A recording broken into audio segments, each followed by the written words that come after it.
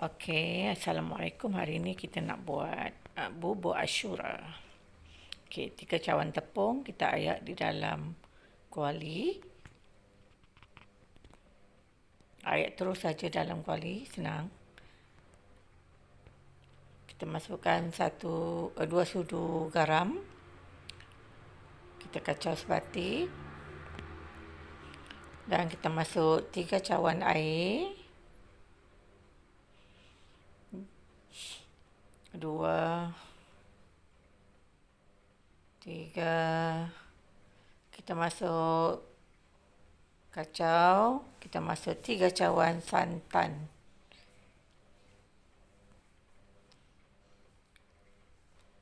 1, 2 cawan santan.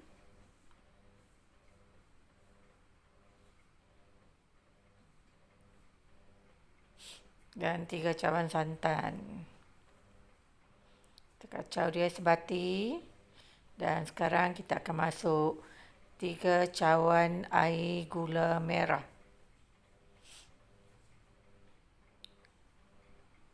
1, 2, 3. So, kita kacau sebati.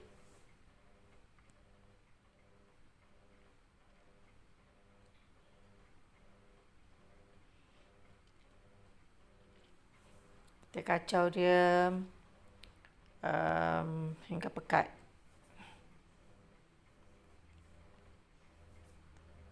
So, untuk buat bubur Ashura ni,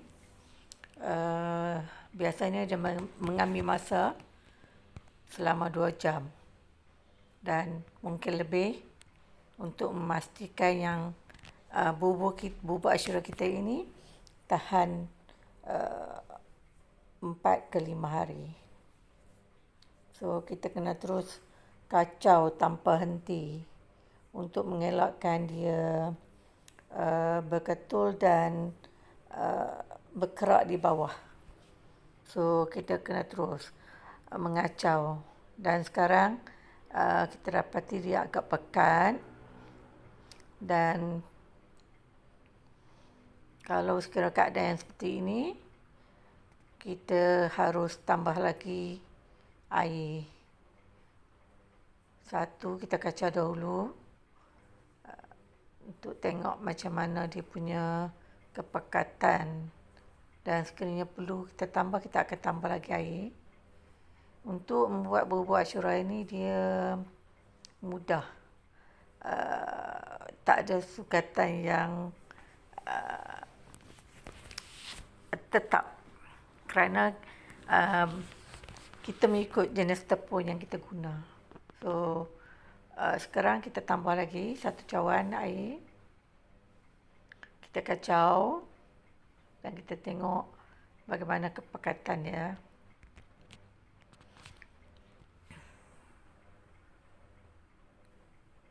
So, kita kena terus kacau.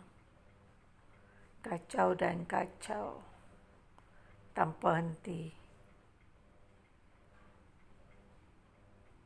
So, biasanya orang buat bubur Ashura ni, dia orang buat ramai-ramai sebab boleh berganti orang untuk mengacau. Saya cuma buat 3 cawan tepung. So, hanya seorang sajalah yang mengacau.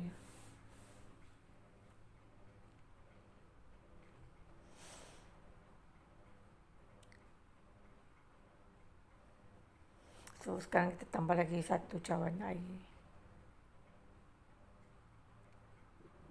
So, kalau ikut kuantiti air, kalau mengikut resipi asal, untuk 3 cawan tepung, berarti 1 cawan tepung kita kena masuk cecair 3 cawan. So, kalau 3 cawan berarti kita akan masuk 9 cawan cecair. Tetapi untuk kali ini, saya sudah masuk cecair di dalam tepung ini 12 cawan. So, kemungkinan ini kerana tepung yang saya gunalah. So kita akan terus kacau sehingga dia betul-betul masak tepung dia. Ini tepung yang saya guna. Biasa kita guna tepung cap bunga teratai, tetapi kali ini saya guna tepung jati, tepung peras jati. So kemungkinan tepung peras jati ini memerlukan air yang lebih. So sebab itu saya telah memasukkan cecair dalam jumlah tepung 3 cawan tu sebanyak 12 cawan. So sekarang kita akan masukkan kacang hijau yang telah direbus. Kacang ini saya cuma masuk dalam pressure cooker. Dan walaupun nampak dia sebiji-sebiji, tapi sebenarnya dia lembut. Memang saya buat begitu kerana saya tak nak kacang tu terlalu pecah.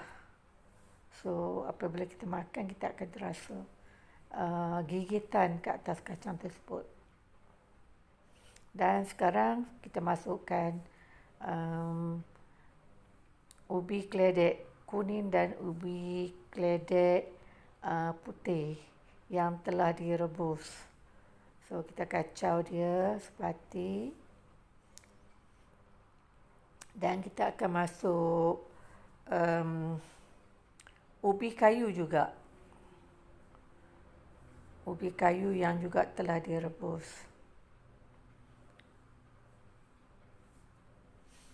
Kita kena terus kacau dan kacau. Ketika inilah yang paling melenguhkan tangan kerana tepung tu telah pekat dan kita terpaksa terus mengacau.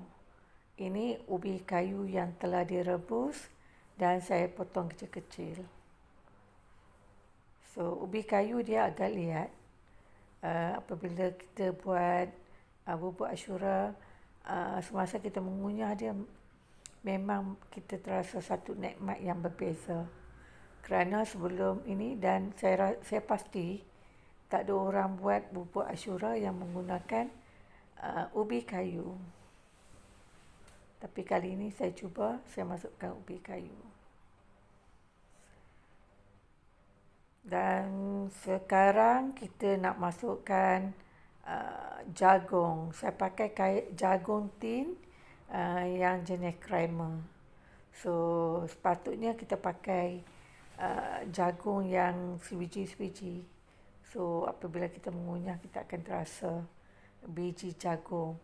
Tapi kali ini saya tukar dia yang jenis creamer sebab saya nak ada rasa di dalam tepung tu terasa jagung, bukan menggigit jagung. Kita terus mengacau dan sekarang saya akan masukkan kacang merah. So kacang merah ni juga kacang ting yang mana saya telah basuh dan saya masukkan. Dan kita akan terus mengacau.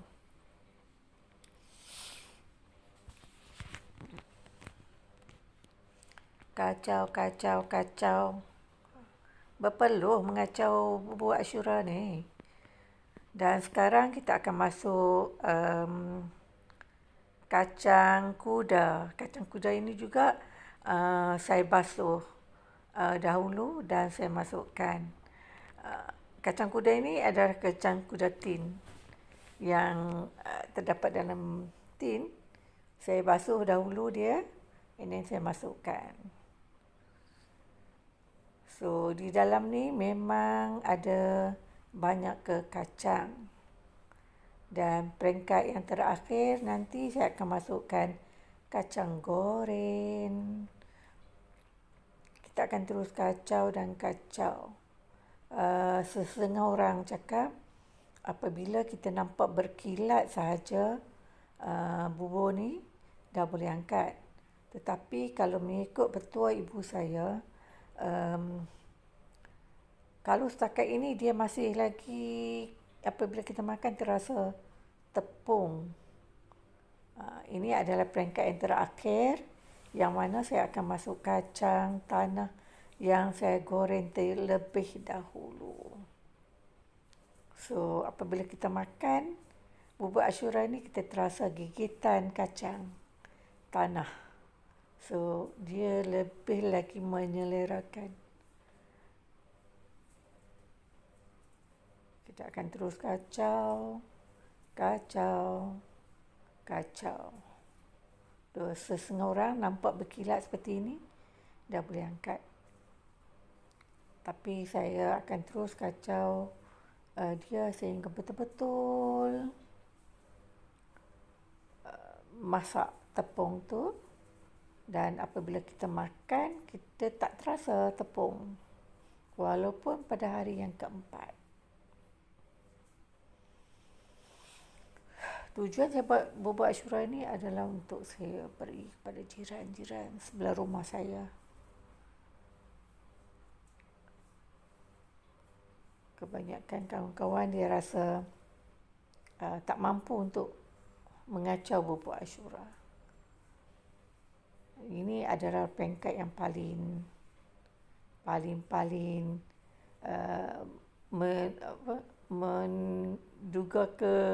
menduga semangat kita dalam mengacau bubur Ashura.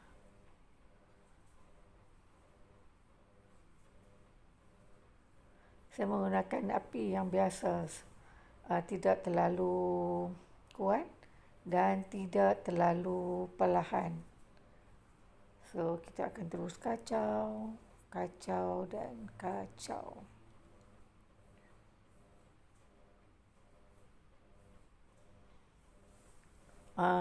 Saya terlupa nak bagi tahu tadi, di dalam bubur Ashura ini, saya memasukkan 3 cawan air gula merah. So, air gula merah ni saya masak 3 cawan gula merah dengan 3 cawan air. So, dari situ saya suka menjadikan 3 cawan air gula merah di dalam bahan ini. Saya tidak memasuk gula pasir.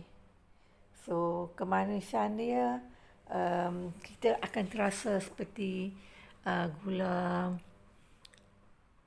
merah, dan dia tidak terlalu manis, sedap rasa. Dan setakat ni apa yang saya buat memang disukai oleh kawan-kawan, dan mereka selalu apabila sampai bulan Ashura akan bertanya bila akan buat bubur Ashura. Tengok, tanpa berhenti kita terpaksa mengacau bubur Ashura. Okey, sekarang sudah peringkat, kita tutup api dan kita akan pack di dalam pack yang seperti ini untuk diedarkan pada jiran-jiran.